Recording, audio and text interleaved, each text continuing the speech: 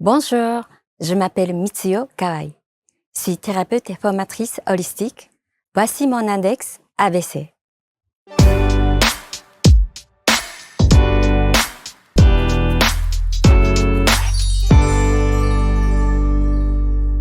Merci d'être avec nous et voici encore un beau portrait avec de belles origines et qui plus est une expertise que nous allons découvrir au travers d'un parcours de vie. Alors, je me suis entraîné bien avant de prendre l'antenne pour ne pas écorcher ni son nom ni son prénom.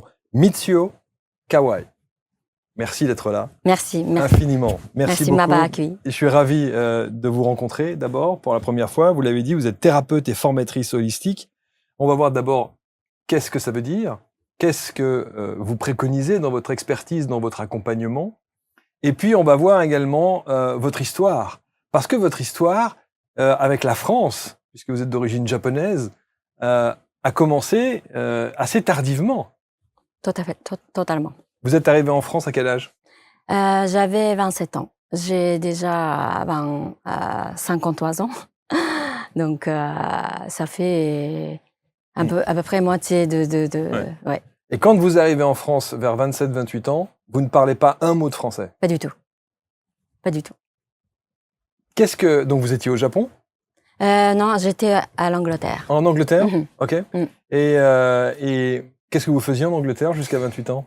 Je suis partie du Japon quand j'avais 25 ans. Et puis, en Angleterre, j'ai appris la décoration et puis la pâtisserie. Rien à voir. Ça n'a rien à voir. Rien à voir avec votre parcours de vie, ça c'est incroyable. Pourquoi est-ce que vous décidez d'arriver en France à 28 ans? Après, une fois que j'ai appris la pâtisserie en Angleterre, clairement, c'est la pâtisserie française et quand même, c'est mondialement connu. Donc, je voulais justement apprendre la pâtisserie ici, à Paris. D'accord. Et pourquoi vous n'avez pas continué dans cet univers de la pâtisserie? Parce qu'en fait, j'étais dedans. Hein. J'ai expérimenté justement en tant que pâtissier. Mais finalement, c'est en tant que professionnel, et puis c'est le plaisir, il y a le décalage. Donc finalement, c'est comme si je sentais que c'était pas mon chemin. Il fallait prendre une autre voie. Ouais, j'ai beaucoup justement expérimenté plusieurs choses. Ouais. C'est arrivé à aujourd'hui, c'est vraiment qui est aligné avec moi. Ouais. Et vous n'aviez avant cela aucune notion, aucune envie, aucun désir d'être thérapeute? Non. Il y a déjà en fait au Japon, thérapeute n'existe pas, la base. C'est comme si en fait notre pays plutôt style aller faire masser, c'est-à-dire que tout ce qui est vraiment le ressenti et puis c'est le massage, le corps, énergie. Le corps. Voilà, le corps, énergie qui est très présent. Mais tout ce qui est psychothérapie, psychanalyse, ça n'existe pas. Incroyable. Donc pour moi, c'est arrivé à ici. En fait, c'était à l'inverse. C'est-à-dire que ici, les gens maintenant, effectivement, avec bien-être, les gens qui reçoivent le massage, mais majorité des personnes qui fait déjà le travail sur soi, la thérapie, analyse.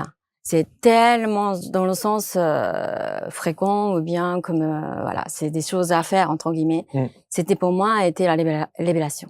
Mais alors, ce qui est assez incroyable et c'est intéressant ce que vous dites sur le Japon. Vous dites que le côté psy au Japon n'existe pas. Non. Mais ça veut dire que vous n'en avez pas besoin? Non. C'est pas du tout dans ce sens-là. C'est déjà en fait nous, on parle pas vraiment sur soi. C'est-à-dire que d'abord, il est quelque chose de très important de l'écouter. Vous, comment allez-vous? Et est-ce que tout va bien? C'est comme si prêter attention à l'autre, de écouter à l'autre, c'est quelque chose qui est plus naturel. Vous dites d'ailleurs, en préparant l'émission, vous dites le choc des cultures entre le Japon et la France. Japon très collectivisme. Ouais. C'est-à-dire qu'on vit en collectivité, on échange beaucoup, on partage beaucoup, on se soucie beaucoup de l'autre. Alors qu'en France, vous dites on est très individualiste. Ouais. C'est vraiment déjà en discussion, moi. C'est comme si, en fait, c'est pour moi, c'est le débat qui est très dans le sens peur, c'est très agressif, vous voyez. C'est-à-dire qu'en fait, quelqu'un qui parle dans le dynamique comme si j'ai raison, blablabla, c'est comme si mon battement de cœur. C'est vraiment comme si je me sentais agressée, comme si j'existais pas, par exemple. Au départ, c'était le vrai choc. Et puis c'est difficile de exprimer. Ouais. Mm. Alors j'imagine qu'effectivement, ça soit. On a le sentiment quand même que au Japon, on a une image quand même beaucoup plus douce, beaucoup plus lisse. Même si il y a une certaine violence aussi quand même. On sent que parfois il y a des excès incroyables qui nous font halluciner en France, sur les méthodes éducatives, sur l'école. Extrêmement carré. C'est très strict, très strict. Vous avez grandi avec ça? Je pense que quand même mon éducation, maintenant j'apprécie, mais quand même c'était quand même très carré. Trop? Je pense que maintenant, en fait, c'est belle-mère de 3 filles. Donc les filles, c'est purement française. C'est justement en donnant l'éducation, je me rends compte. Parce que pour moi, c'est le respect est très important. Donc des fois, justement, nos échanges, les filles qui me respectent totalement, mais en même temps, moi, je me sentais que pas du tout. Donc il y a beaucoup dans le sens au départ le décalage, par exemple. Voyez. Donc c'est moi, je peux donner l'éducation ce que j'ai reçu. Voyez. Donc c'était au départ mon mari qui disait que un peu trop. Nous, on est latin, vous voyez. Donc, du coup, c'est des fois, c'est à peu près, vous voyez. Mais pour moi, il y a des choses à peu près, non, ça passe plus, vous voyez. Donc, du coup, c'était, au départ, était toujours un peu difficile à la fois s'adapter, vous voyez. C'est que si je m'adapte, c'est-à-dire que je me perdais, vous voyez. C'est-à-dire que comme si j'existais plus. Donc, c'était vraiment, c'est trouver un équilibre. Pour moi, c'était le vrai entraînement. En tout cas, le choc des cultures, on le comprend. Je vous assure tout de suite, on a bien compris la différence et on a, je pense, beaucoup de choses à apprendre de vos origines. Alors, la pâtisserie, vous avez laissé tomber? Maintenant, moi, je déguste. Vous voyez. Je fais plus, mais je déguste. C'est plaisir de vraiment déguster toutes les pâtisseries. Oui. À quel moment? On appelle ça, nous, le switch, le fameux déclencheur. À quel moment, dans votre esprit, vous vous dites « c'est pas pour moi, j'ai choisi cette voie, mais ça n'est pas pour moi, je veux accompagner, je veux aider les autres ». C'était déjà, justement, c'est quand j'étais ici, cet échange avec les gens, c'est-à-dire quand vraiment, c'est choc qu'on ne comprend pas. On se comprenait pas, et puis c'est comme si ça crée la barrière. C'est comme si c'est la séparation. Au Japon, par exemple, c'est que oui, je comprends. À travers de cette justement de l'écoute, on crée l'harmonie. Voyez. Donc c'est comme si en fait je commence à m'isoler. Donc déjà j'étais en thérapie moi-même. Et comme ça justement j'ai un déclic. Déjà, c'était pas vraiment le début. Je voulais devenir un thérapeute. Déjà, il faut connaître moi comment moi je fonctionne. Et comme ça, au fur et à mesure. J'étais guidée justement la thérapie holistique. C'était pas seulement la tête, parce que c'est voilà, pour moi c'est quand même l'ensemble de choses. Ma culture est toujours aussi, c'est la globalité. Donc cette thérapie holistique, il y avait les piliers de sophrologie, la psychologie, et médecine chinoise, et puis les massages. Déjà, j'étais justement dans cet apprentissage, comprendre en globalité de être. Et au fur et à mesure. C'est vraiment, j'étais passionnée de découvrir cette monde de psychologie et puis surtout l'énergie. C'est-à-dire que en tant qu'humain, quoi qu'il arrive, c'est-à-dire que c'est vraiment un langage universel, c'est l'énergie. C'est pas justement la langue française, vous voyez. C'est vraiment, c'est au-delà. C'est comme ça que justement, je commence à vraiment développer ma façon de communiquer avec l'autre. Vous avez un français parfait. Hein. Ah, c'est gentil, non, je maîtrise pas. Vous rigolez? Non, franchement, vous maîtrisez très très bien. Honnêtement, c'est bravo. Et bravo pour cette intégration à la française. Mais il vous reste de belles choses encore de votre Japon natal, j'imagine, quand même. Moi, toujours, je pars à 2-3 fois par an au Japon pour vraiment ressourcer. Bien sûr. Ressourcer et puis toujours inspirer parce que pour moi, le cerveau, c'est comme le superordinateur. Donc, si on laisse le même culture, même éducation, même chose, on s'ennuie. Voyez, c'est-à-dire que le fait que justement on change le pays, on change de la langue, c'est-à-dire que vraiment on développe cette souplesse de plasticité. Ce qui est assez incroyable, c'est que j'imagine que quand vous retournez au Japon, dans votre famille, avec vos proches, Vous leur dites que vous êtes thérapeute parce que pour eux, ça n'existe pas, un thérapeute. Oui, oui, oui, oui, c'est, oui, oui, oui, je le dis, mais après, c'est justement, il n'y a pas, donc, il n'y a pas de statut. C'est-à-dire qu'au Japon, on peut inventer le statut, par exemple. C'est ici, il faut mettre tout ce qui existe. Vous voyez? Donc, c'est là aussi que justement, il faut rentrer dans le cadre. Dans les cases. Vous voyez? Là, au Japon, on peut inventer.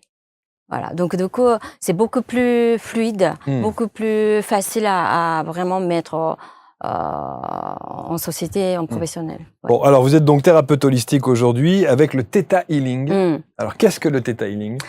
Theta Healing, pour moi, c'est une philosophie de vie et à la fois une méthode de guérison et co-création. Comment ça se pratique?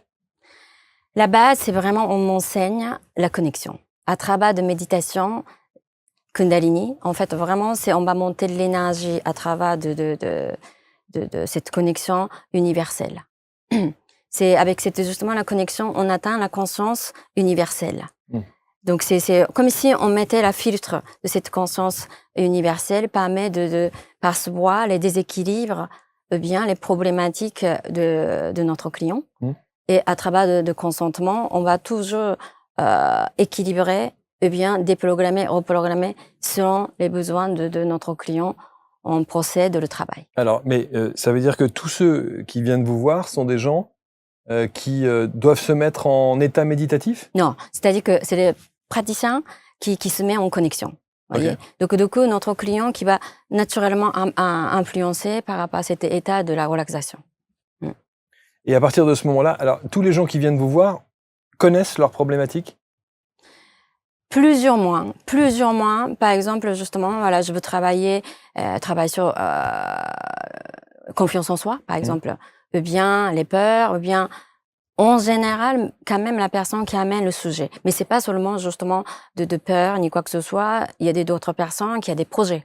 Est-ce que ce projet qui est fiable ou pas? Vous voyez, c'est donc ce sujet est très très vaste, mais en général, les clients qui amènent un sujet à traiter ensemble. Si c'est pas le cas, on propose que je scanne. Et puis, justement, à travers des équilibres, ou bien à travers des signes, à travers le consentement de notre client, on procède le travail. Le fameux scan dont vous parlez, c'est une canalisation? À la fois la canalisation, c'est le ressenti aussi, donc c'est les capacités psychiques. Mais c'est un mélange de médiumnité, de clairvoyance, de clairaudience, de tout ça? C'est extrasensoriel. Extrasensoriel. Mais avec entraînement, tout le monde peut atteindre, justement, maîtriser cette lecture intuitive. Cette lecture intuitive, elle ne vous apparaît que aux alentours des 30 ans? Non, c'est quand même, je pense que l'intuition, tout le monde en a. Vous voyez, c'est comme si, justement, c'est quand même les enfants qui n'ont pas développé le cerveau, le mental. Donc, on vit avec le ressenti. Donc, pour moi, c'est tout ce qui est capacité intuitive, tout le monde en a. Après, c'est entraînement. Après, justement, chacun sa manière de justement intégrer dans notre vie quotidienne. Donc, une personne vient vous voir, rentre dans votre cabinet ou en visio. Je suppose qu'on peut le faire en visio. On peut le faire évidemment en visio. Et donc, comment se passe la séance? Pas comme ça. Comme ça, tout simplement, ouais. C'est-à-dire que justement, là, voilà, c'est vraiment à peu près la même distance. Et puis, je demande qu'est-ce qu'on peut justement travailler ensemble. Voilà. Et du coup, la personne qui parle, et puis, direct, je commence à faire le scanner. Et puis, c'est justement cette énergie universelle qui va nous guider pour que la personne qui soit alignée de la meilleure manière qui soit. Waouh! Ah oui, oui. Je pense que vraiment, l'outil est impressionnant. Ouais. Et vous avez des exemples? Vous savez, j'aime beaucoup demander à ceux qui s'installent ici un avant-après. Vous avez un souvenir comme ça d'un client que vous avez accompagné qui avait une problématique spécifique et que vous avez accompagné et la transformation est là, est visible? Mais en tout cas, il y en a beaucoup. C'est-à-dire que vraiment, ce qui était vraiment flagrant, c'est par exemple les femmes. Par exemple, il y a multiculture aussi. C'est jamais travaillé. Vous voyez, jamais travaillé. Après, justement, avec X justement de raisons que il faut divorcer. Vous voyez, donc du coup, il fallait vraiment tout créer son indépendance, autonomie, par exemple. Ça, vous voyez. Ouais. Donc, on accompagne beaucoup de justement de ressources à l'intérieur. c'est quels sont justement les points forts pour que la personne qui puisse avoir cette justement la ressource pour atteindre son objectif, par exemple, vous voyez. Donc il y a vraiment des fois ils ont rien. C'est rien dans le sens de expérience, par exemple. Mais avec justement le potentiel, ressources à l'intérieur, on puisse accompagner pour que la personne qui puisse atteindre son objectif et bien évidemment épanouie de sa vie. Oui. Du coup, ça ne se fait pas en une séance, j'imagine. Ça dépend de demande de la personne. Parce que une fois qu'on active son potentiel, voyez, c'est-à-dire que il y a des personnes qui est déjà même personnalité très autonome finalement, voyez. Donc à travers de justement quand même une séance, il y a quand même beaucoup d'informations. Donc il faut de guides, il faut justement de beaucoup d'éléments à intégrer pour que la personne qui revient la suite. C'est vraiment, Theta Healing, c'est pas tout à fait la thérapie classique, comme il faut revenir chaque 2 semaines, 3 semaines, voyez. C'est-à-dire que vraiment, tout est possible. C'est-à-dire que c'est justement la conscience collective, universelle, qui est au-delà. Donc, c'est-à-dire que combien la personne qui saisit les possibilités. On crée beaucoup de connexions aux possibilités. Est-ce que dans notre culture française, vous devez quand même aujourd'hui avoir beaucoup de travail, parce que je pense qu'on a beaucoup de difficultés et de névroses, nous, Européens que nous sommes. C'est en fait, le développement du cerveau est différent, voyez. Donc, c'est-à-dire que les Français, ici, le frontal est très développé, en fait, en gros, voyez. C'est très analytique, et puis c'est beaucoup mental, en tout cas. Beaucoup mental. Donc, c'est-à-dire que justement, même la question, comment vous ressentez? Comment vous ressentez? Déjà, ça, c'est difficile. Voilà, c'est-à-dire que, voyez, mais en même temps, c'est comme la radio. C'est-à-dire que si la personne qui répond à travers de mental, voyez, c'est les fréquences radio, les fréquences de mental, fréquences de justement de la boîte de notre corps. Donc, je suis très dans le sens sensible avec quel justement le niveau que la personne qui répond, quelle fréquence, soit fréquence de bien de cœur, ou bien le mental, ou bien le corps, voyez. Donc du coup, c'est pas que bien et mal, mais simplement c'est que c'est le travail de notre subconscient inconscient, c'est 90% de notre réalité, voyez. Donc combien on peut accéder à justement le niveau de subconscient et inconscient. C'est-à-dire que le scan que vous opérez sur la personne qui est en face de vous, vous arrivez à déterminer si elle vous répond par le cœur, par le corps ou par le mental. Totalement. C'est pas que bien et mal, tout simplement c'est que dans le sens, le but c'est aller au-delà. Donc c'est-à-dire que c'est tout ce qu'on voit, tout ce que la personne qui pense, c'est pas ça qui est intéressant pour moi. C'est-à-dire que c'est au-delà, au-delà. Donc mais avec cette connexion, avec cette énergie universelle, la personne qui se détend très vite. Et puis, qui s'ouvre vraiment, il s'ouvre très rapidement. Comment est-ce que vous les mettez en condition, alors, pour le coup, pour qu'ils soient dans cette détente totale? Je pense que déjà, donc, première, justement, cet échange. Échange, bien sûr. Ensuite, je démarre très vite la lecture. Et puis, je partage au fur et à mesure tout ce que je ressens, tout ce que je capte. C'est tellement la personne qui ressentait que, comme si je le comprends. Je le comprends. Enfin, quelqu'un qui me comprend comment je le ressens, vous voyez, comment je vis. C'est comme ça aussi que justement, c'est que ouverture, bien la relation qui s'installe assez vite. Et la confiance, évidemment, qui s'installe. Naturellement, mais alors, dans cette discussion, quand vous avez une réponse du client à une question que vous posez, vous pouvez lui dire, là, c'est votre mental qui me parle. Non, je dis pas comme ça. Vous dites pas. Je pense que essayez un peu plus, justement, de écouter. Est-ce que vous êtes détendu? J'ai un peu d'indice pour que la personne qui puisse vraiment connecter ce ressenti aussi. D'accord. Mais il y a des personnes très à l'aise aussi. C'est très différent à chacun. Bien sûr. Mais quand même, la personne qui vient chez moi, c'est-à-dire qu'il y a une certaine préparation inconsciemment, c'est fait. Sinon, la personne qui vient pas, je pense, chez moi. Ce scan-là dont vous parlez, vous pouvez l'utiliser pour autre chose? Vous pouvez capter d'autres choses? Est-ce que c'est de la médiumnité? Est-ce que c'est de la voyance? On peut. Mais en même temps, c'est que toujours derrière, il y a les lois universelles. Donc, c'est-à-dire que j'abuse pas dans un sens. Okay. C'est-à-dire que déjà quand même, la journée, 6-7 séances, c'est-à-dire que Oui. 7 heures de connexion quand même. Oui. Donc, j'ai pas envie de tout le temps dans le sens. Ouais, Et puis, il est important, cette capacité, et puis cette co-création avec l'univers, il faut respecter. Donc, honnêtement, à la maison, je vis vraiment comme tout le monde. Bien sûr, bien sûr. Donc, c'est juste le cadre de Non, mais travail. ce que je veux dire, c'est que vous pourriez, pendant la séance, capter d'autres choses. D'autres sources, c'est-à-dire D'autres, si on parlait de médiumnité, par exemple, vous pourriez, pendant une séance avec un client, oui, bien sûr. recevoir une information Bien sûr. médiumnique. Ah, bien sûr, tout. C'était que tout est l'énergie, en fait, en gros. Donc, il n'y a pas énergie, il n'y a pas de limite. Mais simplement, après, effectivement, il y a des niveaux de plomb différents. Mais après, c'est toujours, en tout cas, Theta Healing, toujours respecte de libre arbitre. C'est-à-dire que si la personne qui demande pas, bah, on le fait pas. On fait pas dans le sens en service de, et que je vois que je le dis. Non, on fait pas. Non. Est-ce qu'il y a des gens qui viennent vous voir, ils savent pas pourquoi? Ah, de temps en temps. Moi, c'est 99%, c'est la bouche à oreille. Okay. Donc, les gens qui disent que allez voir Mitsuo. Donc, la personne qui arrive comme ça. Et puis après, je ne sais pas pourquoi. Je ne sais pas pourquoi je suis là. Voilà. Ouais. Donc, du coup, est-ce qu'il y a quelque chose à améliorer? Ou bien, est-ce que, voilà, il y a quelque chose à traiter ensemble ou pas? Et donc, j'explique comment je travaille. Au bout d'un moment, mais tout va bien. Et puis, on discute. Après, finalement, effectivement, je veux améliorer telle chose, par exemple, vous voyez? À ce moment-là, justement, on va plutôt optimiser son potentiel, ou bien, quels sont les points forts. Et puis, il y a justement, en termes énergétiques, il y a des potentiels n'est pas encore activés. Il y a une certaine résistance, peut-être le lié par rapport à ses ancêtres. Vous voyez, tout est justement l'expérience de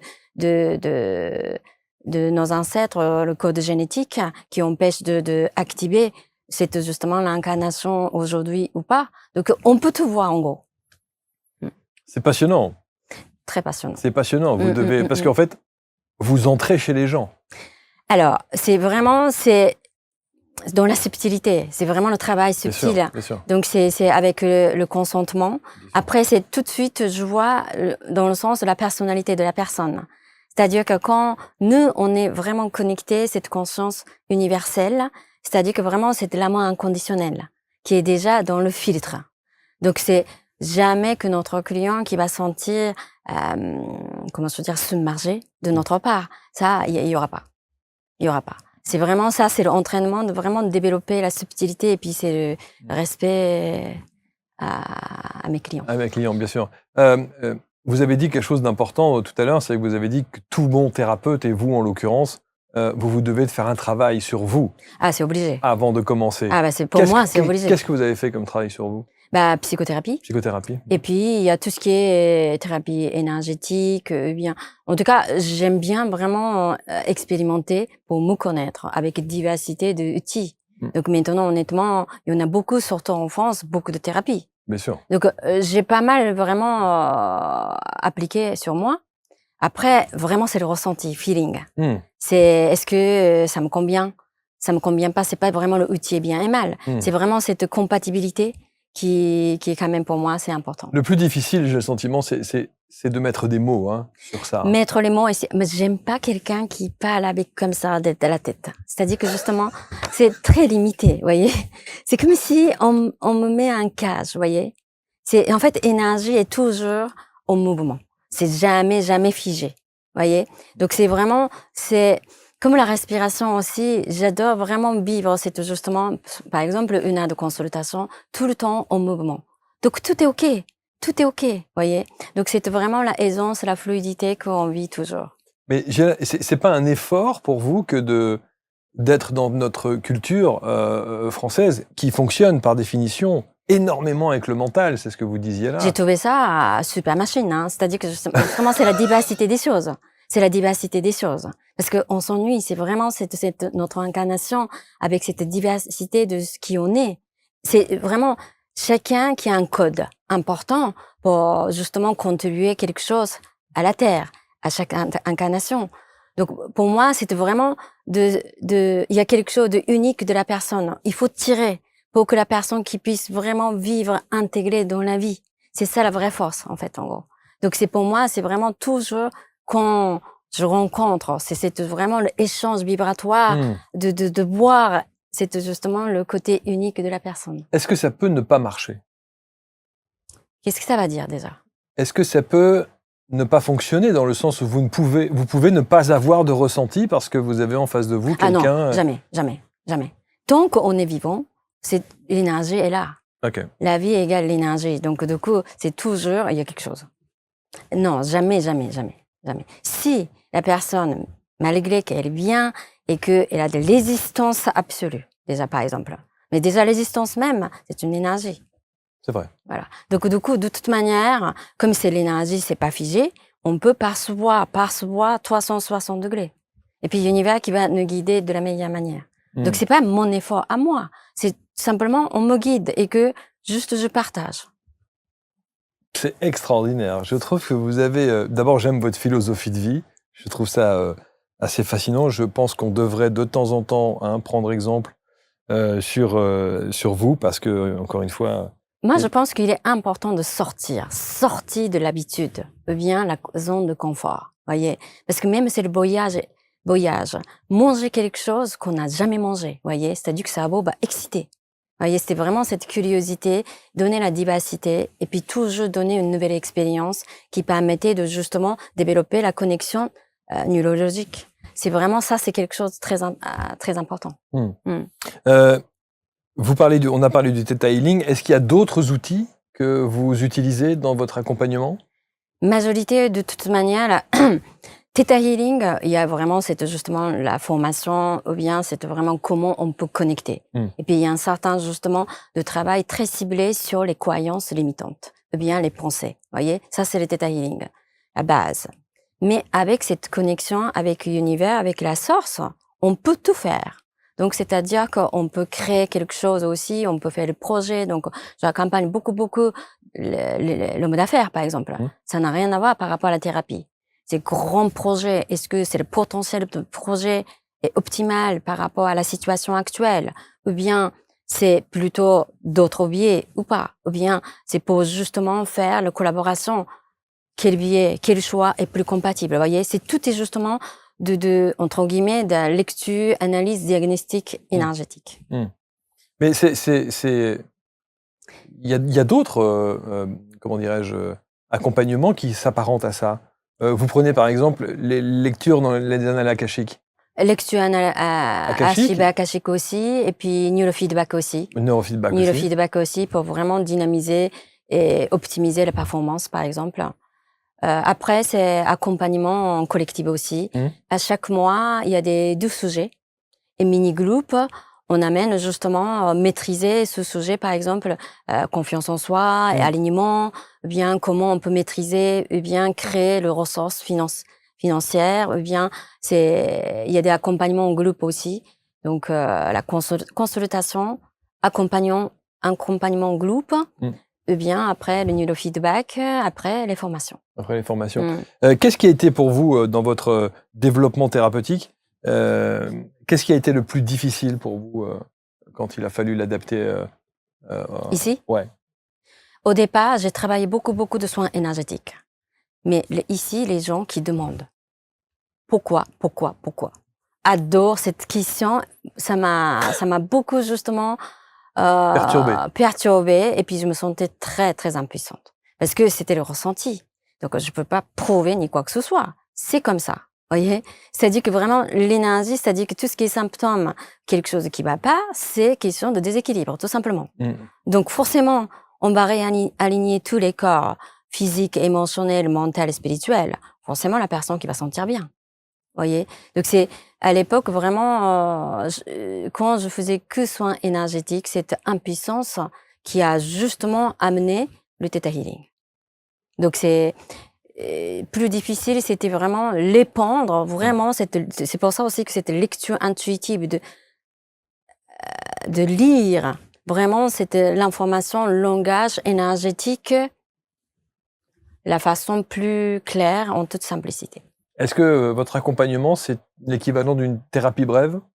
Oui, on peut dire que c'est par rapport à cet accompagnement de 3 sessions, c'est-à-dire que voyage de 21 jours. il y a le terme, par exemple, cette confiance en soi. La première session, toujours 1 heure et demie en groupe, c'est moi qui fais la lecture du groupe. Et avec ce travail énergétique, et puis apporter la compréhension, et puis ensuite, la personne qui va intégrer 1 semaine tout seul. Voyez? Ensuite, deuxième session, troisième session qui amène une vraie activation. Ça, c'est le vrai, justement, le résultat est très optimal. Qu'est-ce qui vous manque le plus aujourd'hui? Partage. Parce que moi, toujours, en tout cas, c'est... j'ai rencontré beaucoup de gens jusqu'à maintenant. Mais c'est continu. Hein. Mais moi aussi, j'évolue. Donc, c'est forcément ma façon d'enseigner aussi, partager aussi, c'est différent. Donc, c'est vraiment cette émission, pour moi, c'est une vraie invitation pour justement de partager déjà mon expérience et puis utile et extraordinaire. Est-ce que vous vous sentez européenne?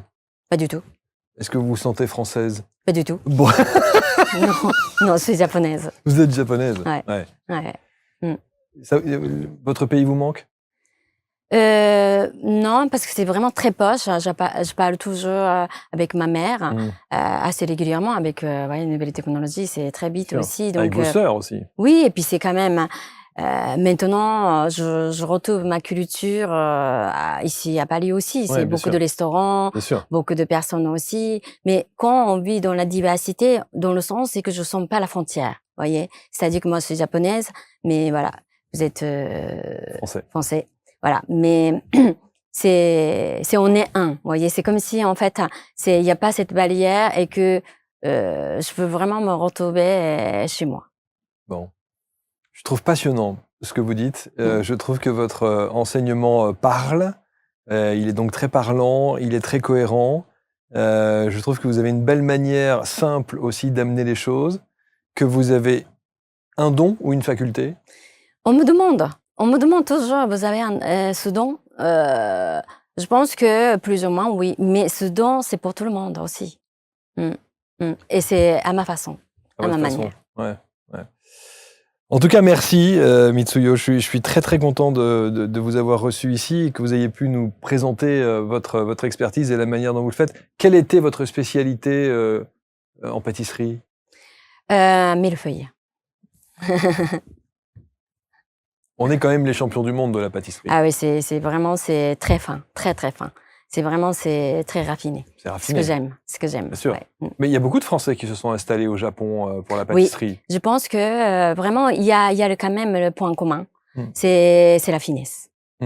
C'est vraiment, c'est présenter, bien rentrer de la subtilité aussi. Vous voyez, c'est là de vraiment vivre dans la subtilité, je pense. Votre mari est français? Oui. Très bien. Et vous êtes heureuse? Oui. Et tout va bien? Tout va bien, merci. Bon, allez, parfait. Je vous invite évidemment à prendre contact avec Mitsuyo et on va mettre autour de cette vidéo l'intégralité des liens. On peut vous consulter en visio. Oui. On peut vous consulter en groupe. En groupe aussi. On peut être formé. Oui, totalement. Parce que vous préconisez votre expertise. Et puis, évidemment, si vous avez envie de créer votre réalité grâce à votre potentiel, parce qu'en fait, vous n'inventez rien. Ah non. C'est vraiment, c'est la personne même. C'est pas moi. C'est vraiment, c'est la personne. C'est simplement, on appuyait quelques boutons. Non, mais c'est ça. Vous avez réglé un peu la machine. Voilà. C'est très bien lorsqu'elle est un petit peu désaccordée. Merci infiniment. Merci. C'était passionnant de vous entendre. Vous allez commenter avec bienveillance comme toujours. Vous allez partager également. Et on se retrouve très vite pour un prochain Portrait Index. Salut.